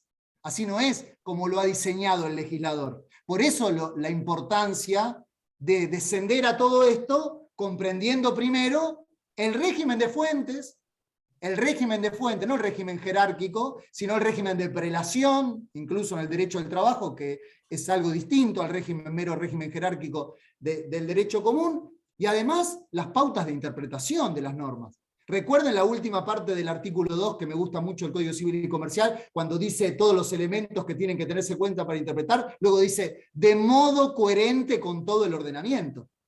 La interpretación no es la interpretación literal, únicamente leyendo lo que dice un artículo, consecuente con todo el ordenamiento, articulando, eso es lo que intenta, no tiene la verdad revelada, pero lo intenta a partir de someter las cuestiones a prueba, esto, de la intención de entenderlo como un derecho de daños laborales donde se articule la normativa, ¿sí? Bueno, me fui un poco por las ramas, pero me parece que es importante para dar respuesta a esta solución.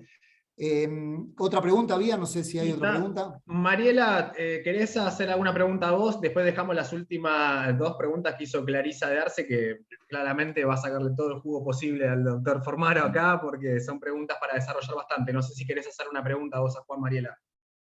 Sí, te consulto, en realidad la pregunta está orientada a la resolución 899, que habilita la chance cuando hay diferencias en el IBM, que la persona pueda ir por esa diferencia, obviamente, a un juicio donde, por supuesto, por cuestiones de prueba, debería involucrar al empleador. Para lo cual, seguramente, primero se va a dar la instancia administrativa, primero va a haber una homologación, una aceptación, si es que acepta, primero va a haber un acto de clausura y una cosa juzgada administrativa, y después va a haber, en todo caso, un juicio, ya sea el empleador o empleador y ART. Bueno, yo lo que quiero saber es cómo usted interpreta este artículo 5 de esta resolución 899 y cuál es la cuestión práctica y cómo lo podemos llevar a cabo en juicio. A ver, con relación a la reparación sistémica, con el artículo queda claro que ahí no existe ninguna cosa juzgada que rompa la posibilidad de reclamar el mayor daño que resulte de calcular las prestaciones de acuerdo a la realidad de la relación. Eso es claro. El tema podría presentarse con relación a la opción y a la reparación plena, y cuando vos hacías la pregunta me venía a cuento un artículo muy interesante que siempre yo, sobre el que quería escribir, pero para no tornar cada vez más complejas las cuestiones, siempre me limitaba, que es un artículo de Santiago Rubinstein que habla sobre la opción en las acciones de reagravación. Porque yo digo, podría, si una incapacidad, si un siniestro que genera una incapacidad, luego es objeto de un reagravamiento, ¿cómo opera la opción con relación a ese reagravamiento? ¿Qué quiero decir? La percepción de la tarifa con relación a la incapacidad primigenia, ata a la acción que luego puede enhebrarse a partir de ese incremento de la incapacidad. ¿Qué quiero decir? La opción juega a partir de contingencias o juega a partir de prestaciones. Si juega a partir de contingencias, yo digo, bueno, una contingencia queda atrapada por la opción, y si fui por la reparación tarifada, todo es tarifa. Ahora, si juega, como está estructurada la ley, a partir de prestaciones, yo puedo optar por la tarifa en relación a el primer 10% de incapacidad, y reagravado el daño, yo podría iniciar otra clase de acción, a sabiendas también que la cuestión no estaría prescripta, porque yo ese daño es un daño que aparece después, ¿sí?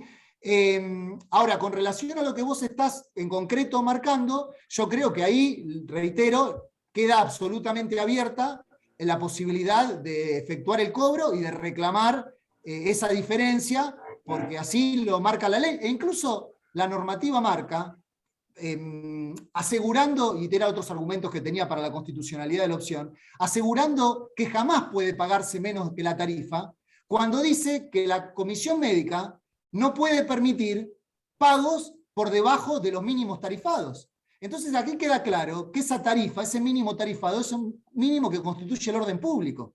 No hay duda que ese mínimo tarifado tiene que asegurarse al trabajador. En consecuencia, ese juicio ulterior que haríamos por esa diferencia, ¿va a ser un juicio al empleador y a la RT?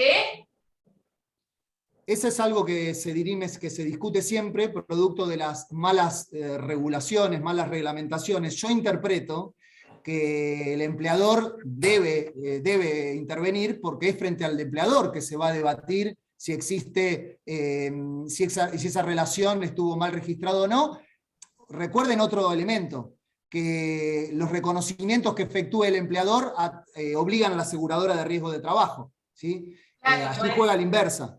Pero creo yo que tiene que darse lugar a que el empleador pueda sostener en torno a lo que va a ocurrir, porque después la RT le puede cobrar una diferencia que tuvo que pagar por lo que no está registrado, y el empleador podría oponer una defensa atinente a que él no pudo ejercer las defensas pertinentes en ese momento, que no pudo defenderse. Claro.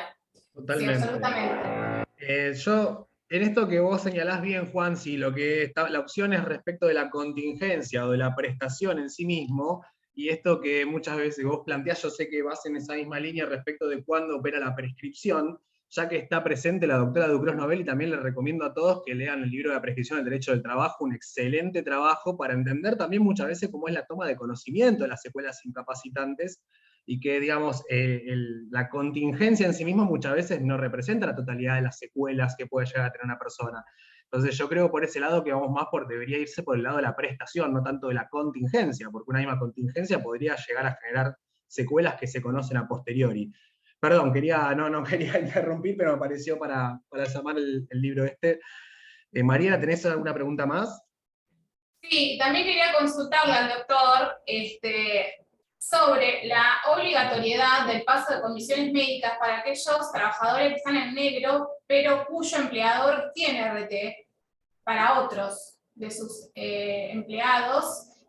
¿Cuál es la obligatoriedad que supuestamente la hay, pero la cuestión práctica no es tan sencilla, cuando ese empleador no estaba en la nómina de la RT y la obligatoriedad del paso por comisiones médicas? Eso de cuando escribimos el primer librito, cuando salió la 27348, que escribí un libro, Reformas al régimen de riesgo de trabajo, sostuve que era irrazonable, que el legislador excluía únicamente al caso del trabajador no registrado, de empleador no asegurado, y que ese caso, tampoco, el que vos estás marcando, tampoco puede ir a la comisión médica, porque eso se tiene que dirimir en los tribunales. Y que no tiene sentido obligar al trabajador a ir a los tribunales a reconocer una realidad, luego ir a la comisión médica, discutir todo lo demás y luego volver a los tribunales para seguir discutiendo lo que se discutió en la comisión médica. Porque esto rompe toda la... Si nos ponemos en el análisis, esto toca, como vos bien marcás, con todo lo atinente al tránsito administrativo.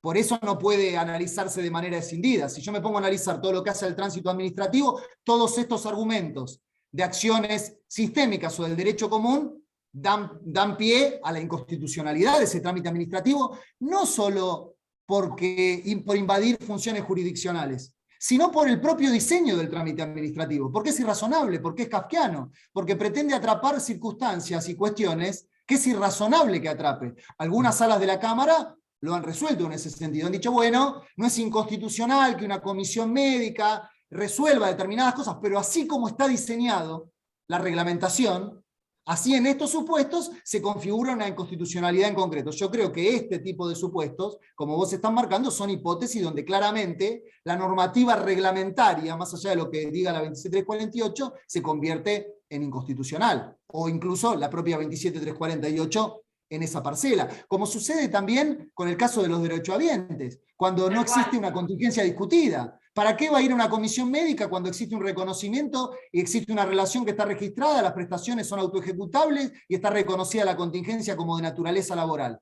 Ahí no hay que determinar ninguna incapacidad. No tenemos los abogados de los derechohabientes, no tenemos trámite alguno para iniciar en superintendencia, nos está vedado el inicio de Eso lo hemos sostenido también en una charla cuando salió Pogonza en la UBA, y ahí dijimos, no resiste análisis en pleno siglo XXI que exista una situación pretendidamente atrapada y que no exista trámite atinente a ello. Bueno, a ver, ¿qué decir con los trámites ante Comisión Médica Central, donde no existe reglamentación? Existía la resolución 90, después la Comisión Médica Central la derogó y ahora no tenemos resolución. Entonces jamás puede ser constitucional un tránsito administrativo cuando no hay un trámite, una resolución, una reglamentación a efecto de poder transitarla de manera coherente. Es evidente esto. El que no lo quiere ver es porque está mirando otra realidad, está mirando otra película, ¿sí? Perfecto, clarísimo, doctor. Muchísimas gracias. Si querés, Facu, ahora podemos hacer las preguntas de Clarisa. Sí, bueno, dos preguntas hizo Clarisa, no sé si, porque por ahí a veces está con la cámara apagada, si no las hago yo. Dice, si le queda tiempo al doctor Formaro, le agradecería una explicación sobre la problemática del daño extrapatrimonial en el sistema tarifado. Bueno, a ver, voy a agarrar el libro. Sí, ahí lo que podemos analizar es el fallo de la Corte. Interpreto que Clarisa va hacia ese lugar, el fallo de la Corte en relación al 20% adicional. Yo sostengo que... A ver, decime. Hola, ¿cómo estás?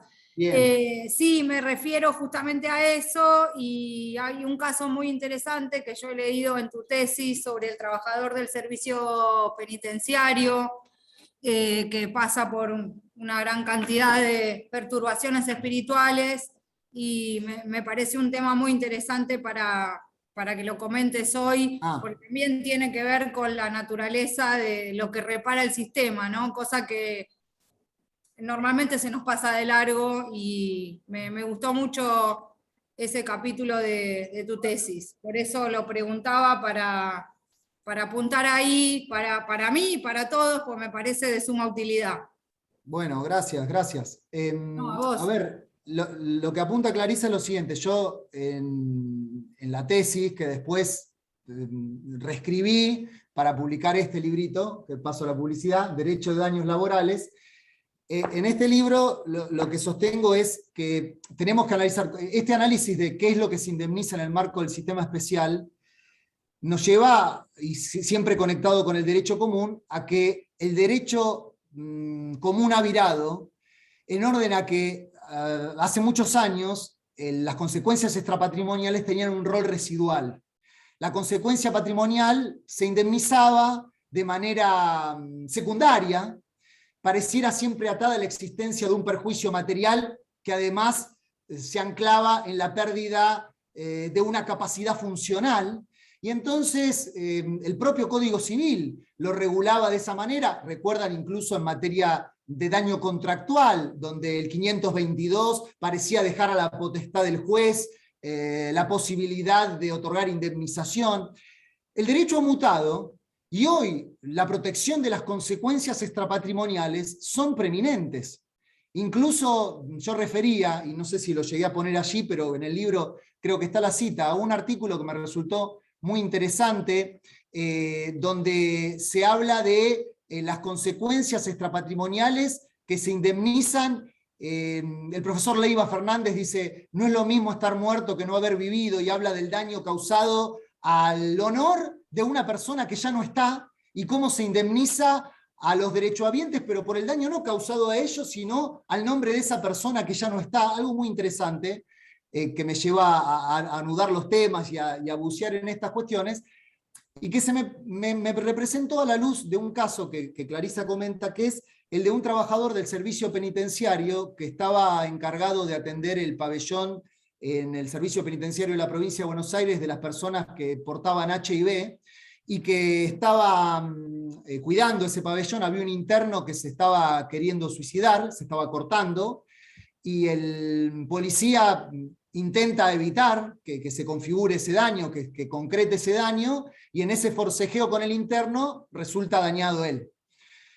Entonces esto se tramita como un accidente de trabajo, se inicia un juicio por reparación plena, y un tribunal de trabajo de La Plata rechaza la demanda porque resulta que a la postre, luego de la pericia, se determina que, por fortuna, el trabajador del servicio penitenciario no portaba HIV. Ustedes saben que desde el posible contagio existe un periodo ventana donde la enfermedad no se manifiesta, pero lo que es evidente en ese caso es que hay un patente daño extrapatrimonial, porque imagínense una persona que se cree infectada, más en aquel momento donde sucede el hecho, donde esta enfermedad tenía otras consecuencias, por la inexistencia de determinada medicación que luego sobrevino, y había un evidente daño extrapatrimonial. La Corte deja sin efecto esa sentencia, deja sin efecto la sentencia del Tribunal de Trabajo, que había rechazado la demanda, diciendo que en definitiva el trabajador no portaba HIV,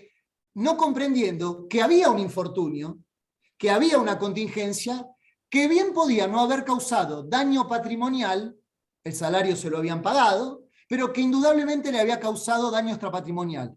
Entonces, primera solución, la más clásica, sería, si se les presenta uno de esos casos, ir por la reparación plena.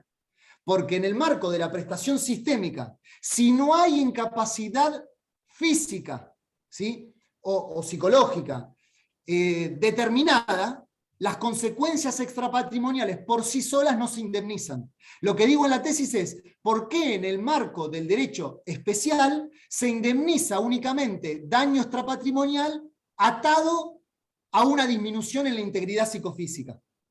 No tendríamos que empezar a pensar esto de otra manera, porque hay graves situaciones de infortunios laborales que causan un muy importante daño extrapatrimonial y no causan ese daño patrimonial. Hay otro supuesto, por ejemplo, el de una chica que trabajaba, creo que en un hospital, en épocas de calor, en un hospital, creo que era Vicente López, y sufre la pérdida de un embarazo. Y entonces allí no hay daño físico derivado de esa contingencia de naturaleza laboral. Sí hay consecuencias extrapatrimoniales. Allí tendría que únicamente emprender la acción de derecho común para hallar la reparación plena del daño. Bueno, podríamos hallar en el marco del sistema la reparación frente a graves casos de consecuencias extrapatrimoniales con contingencias reconocidas. ¿Y de dónde lo anudo? Lo anudo al fallo de la Corte, Luca de Oz, donde la Corte en Luca de Oz censuró el sistema, y lo censuró diciendo, ¿se acuerdan el caso de Luca de Oz, de la persona que fallece en el hipódromo de Palermo? Entran a robarle creo que el sueldo, lo matan, entonces acciona la viuda del señor René Oz, la señora Luca de Oz, y la Corte censura el sistema tarifado, la tarifa, porque dice, el sistema no puede indemnizar únicamente daños patrimoniales y tampoco puede indemnizar, menos aún puede indemnizarlos menguadamente. Censura la forma de calcular la reparación tarifada para el daño patrimonial que indemniza el sistema, pero además la Corte dice el sistema tarifado no puede indemnizar únicamente consecuencias patrimoniales. Las consecuencias extrapatrimoniales tienen que tenerse en cuenta. Y por eso el legislador pone el 20% adicional del artículo 3 de la 26773. Autores de nota incluso postulan que podría, en el marco de esa entrada que hace el sistema en el artículo 3 al daño extrapatrimonial, censurarse la tarifación. Lo dijo Ackerman en alguna conferencia, lo explicaba Machado. Explicaba Machado, por ejemplo, en el caso de una persona que pierde el pabellón auricular. Entonces Machado explica, es un 8% de incapacidad en el marco del sistema, o algo así. El 20% es muy pequeño. Ahora, el daño extrapatrimonial que sufre esa persona es muy grande. Entonces podría argumentarse en torno a la inconstitucionalidad de la tarifa, a la inconstitucionalidad de la tarifación por no atender a ese daño. Es una cuestión profunda que requiere una postulación también aceitada, con una explicación bastante profunda, pero es cierto que nos hemos asomado a ese tema, y me asomé a ese tema también en relación a lo que dice la Corte, y por eso te preguntaba, cuando deja sin efecto la indemnización al accidente in itinere, del 20% adicional, donde la Corte se confunde, porque la Corte dice, no corresponde la indemnización del 20% cuando no hay responsabilidad civil. ¿Qué tiene que ver? Cuando hay un daño en ocasión, bien puede haber que no haya responsabilidad civil. Por ejemplo, un daño en ocasión donde existe fuerza mayor, pero la fuerza mayor no se extraña al trabajo, como el atentado a la AMIA o en la Embajada de Israel. A un trabajador de la AMIA o de la Embajada de Israel, si estuviera vigente la 26773, le tendrían que pagar consecuencias patrimoniales y consecuencias extrapatrimoniales, 20%. Más allá de que podría postularse, si vamos al derecho común, que el empleador no tiene responsabilidad civil. Una cosa es la tarifa en el marco del sistema, y otra cosa es la responsabilidad del derecho común. No hay que mezclar las cuestiones. La Corte ahí lo mezcla. Creo que es Páez, donde la Corte dice no va el 20% porque no hay responsabilidad civil, y dice, y además la RT no puede prevenir. ¿Qué tiene que ver? Si el 20% no se está otorgando de manera sancionatoria, de manera disuasiva, eso es no entender cuál es el fundamento del daño extrapatrimonial. El fundamento es, como dice el Código Civil y Comercial, es resarcitorio, no es punitivo. Entonces no va el 20% porque la RT no previno, va el 20% porque se causó un daño, porque existe relación de causalidad, que en el marco del sistema tarifado es por el hecho o la ocasión, la ocasionalidad, anudando la relación de causalidad, y hay daño patrimonial y daño extrapatrimonial, y por eso se indemniza. No tiene nada que ver con la existencia o inexistencia en prevención del RT, o con la existencia o inexistencia de responsabilidad civil, otorgar un 20% en el sistema. Allí el que hace el voto de la Corte, el que proyecta, no está viendo las diferencias, está mezclando, pero haciendo el derecho de daños laborales al revés, mezclando aquello que juega en un lugar y en otro, para dar una solución distinta a la que tiene que darse si se piensan como tienen que pensarse los dos sistemas, ¿sí? Bueno, ahí llegué. Clarisa, ¿querés ya de paso hacerle la otra pregunta que tenías pensada? Bueno, muchas gracias, Juan. Espectacular tu respuesta. La otra pregunta que yo había hecho, que desconozco tu opinión sobre los fallos Ledesma y Seba en relación a la obligatoriedad de los baremos. Bueno, a ver, en principio, en el marco del régimen tarifado, el régimen es tarifado porque se estructura a partir de determinadas variables que dan pie a esa tarifación. El salario, la edad y la incapacidad en función de un baremo determinado. Ahora, eso no quiere decir que cuando estamos en el marco de una acción especial no podemos obrar como en la acción de derecho común, porque sería justamente mezclar las parcelas, y es algo que no tenemos que hacer. Si en cualquier baremo esa incapacidad que en el baremo de la ley de riesgo da 10, en otro baremo da 11 y en otro da 9, y yo hago un juicio reclamando 11, allí creo que nos estamos equivocando, porque existe un baremo que accede a la ley de riesgo de trabajo. Eso no quiere decir que el baremo no pueda ser sometido al control de constitucionalidad. Y que una colega preguntaba, creo, ponía el ejemplo de, en el caso que me preguntaba Facundo, creo que también como parte de la pregunta a la que iba a ir a conciliar o a aceptar el ofrecimiento mañana, era por una pérdida de unas piezas dentarias. Bueno, cuando yo tuve que hacer algún juicio por la pérdida de las piezas dentarias a quien le habían puesto prótesis, y donde se decía, bueno, no había incapacidad, yo me fui a ciertos trabajos del cuerpo médico forense de la Corte Suprema de Justicia de la Nación, cuando estudia las distintas funciones y habla de función fonética, función masticatoria, función estética, y entonces la existencia de un implante o no quiere decir que no existe incapacidad. Y hice un juicio explicando que en el marco del baremo podía no haber incapacidad, pero que era inconstitucional porque era una contingencia, era una persona que estaba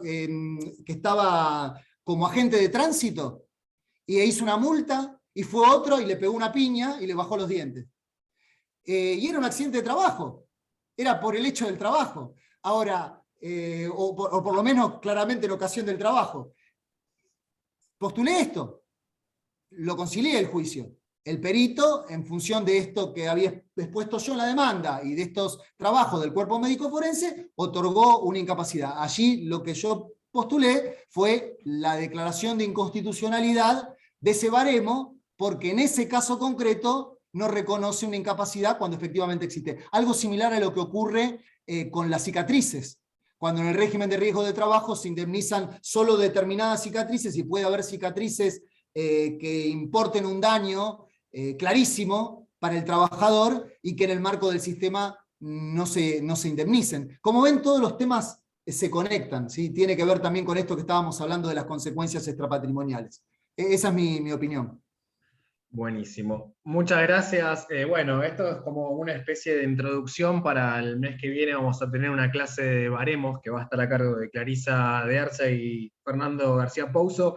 Y antes de cerrar, ya que están Juan, Clarisa, Mariela, me parece que sería muy interesante que se organizara en algún momento una especie de congreso de cuantificación y deudas de valor. Estaba también el doctor Eduardo Curuchet, que te mando un abrazo. Juan no pudo ingresar porque tuvimos sobrepasado lo que es la capacidad máxima de nuestro Zoom, pero el otro día también estuvimos hablando de esto, que es muy difícil a veces encontrar parámetros de cuantificación, tenemos diferentes formas y creo que a veces se presta a confusión, así que yo tiro la idea, ojalá que lo podamos llevar a cabo, porque creo que nos merecemos debatir bien en el derecho del trabajo la forma de cuantificación y sobre todo las deudas de valor, teniendo en cuenta, si no se aplica el 669, también los guarismos y la doctrina de la Suprema Corte que están tirando por borda lo que tiene que ver con las prestaciones sistémicas que quedan desactualizadas ante la ley complementaria. Así que creo que es un tema que se va a volver a poner en boga. Así que bueno, Juan, muchísimas gracias, la verdad, extraordinaria la clase, muy agradecidos desde la Comisión de Riesgos porque te hayas sumado a estas jornadas. Muchas gracias a todos los colegas que se sumaron, que obviamente, como te dije, fueron muchos. Hay colegas que me hablaron por privado para decirme que no podían ingresar. Lamentablemente tuvimos saturado el Zoom. No obstante, como siempre, el video se va a subir al canal de YouTube de AFTE, y ahí abajo en los comentarios vamos a cargar un link de una carpeta de Drive para descargar el material que nos va a proporcionar Juan. Así que, de nuevo, Juan, en nombre de la Comisión de Riesgo de Trabajo de la Asociación de Abogados del Fuero, te agradezco muchísimo tu tiempo y tu buena onda para sumarte a esta actividad, y te dejo directamente para que te despidas vos. Bueno, a ver, dos cosas. Primero, que la importancia de este trabajo conjunto que tenemos que seguir haciendo. Nosotros en el año 2011 estuvimos en el segundo Congreso Nacional de Derecho del Trabajo, que organizamos desde la FACA, y ahí trabajamos junto a Eduardo Curuchet, Diego Barreiro, bueno, con Ricardo Cornaglia, y ya en el año 2011, entre las conclusiones del Congreso, desarrollamos todo lo atinente a la deuda de valor. Recuerdo que estaba en el Congreso el doctor Rodríguez Brunengo, y a la vuelta de San Nicolás, en una sentencia que sacó, ya inmediatamente consignó esto de las deudas de valor, que es algo largamente tratado hace mucho tiempo. Tenemos bastante escrito sobre esto, hace tiempo que lo venimos trabajando, así que esta idea que vos proponés me parece fantástica, y recojo el guante y nos vamos a poner a organizar, porque es algo que hay que volver a poner. Está sobre la mesa, reitero, lo venimos trabajando hace muchísimo. Lo que ocurre es que tal vez hay quienes no lo quieren ver o quienes no se detienen a mirarlo, pero es clarísimo esto. El derecho civil no discute estas cuestiones que estamos discutiendo, y nosotros los laboralistas lo discutimos y los jueces laborales no lo atienden, del mismo modo que sucede, por ejemplo, hoy con la capitalización de los intereses, cuando en el Código Civil y Comercial tenemos regulación explícita, y hace tiempo que escribimos sobre esto. Cuando salió el Código Civil y Comercial en el año 2015, yo escribí un libro, Incidencia del Código Civil y Comercial en Derecho al Trabajo, puse todo esto, estamos en el 2022, pasaron 7 años, y todavía seguimos discutiendo que si el anatocismo o no el anatocismo, pero si ya los civilistas lo reconocen en el artículo 770, si la deuda de valor la ponen los civilistas en el Código Civil y Comercial, ¿cómo puede ser que nosotros los laboralistas nos cueste reconocer esto? Esto por un lado. Y en segundo lugar, agradecerles a todos ustedes, a vos, porque en representación de toda la asociación, por la moderación, por este trabajo que tenemos que seguir haciendo en conjunto. A las chicas y a los chicos, permitime, del Instituto de Derecho del Trabajo, acá hay varios coordinadores, porque la verdad que solo no podemos hacer nada. Esto es un trabajo en equipo, un trabajo conjunto. Así estudiamos, así nos equivocamos, así los amigos y las amigas nos reconducen, nos llevan de nuevo al carril, a la ruta, al terreno del que no tenemos que extraviarnos, pero únicamente eso se puede hacer cuando se trabaja en equipo, cuando se trabaja en conjunto. Acá tenía por ahí, ahora en la cantidad de papeles que tengo sobre el escritorio lo perdí, pero me gusta una frase que ponía Morello que le dijo a su discípulo. Hay un librito interesante, cuando digo librito es porque hablo con cariño, de Morello, donde él decía, bueno, sigan trabajando juntos, dejando los egos de lado, y sin dejar de darnos cuenta que todos nos creemos mejor de lo que en realidad somos, y que el único trabajo real, fecundo, que da frutos es el trabajo en equipo. Bueno, esta construcción que ustedes tienen, y la que yo me siento parte por conocernos hace tanto y por trabajar en equipo hace tanto tiempo, es eso. es un trabajo en equipo. Eso requiere la abogacía y lo requiere el país. Así que les agradezco muchísimo que me hayan invitado y nos vemos en cualquier oportunidad. Gracias por todo.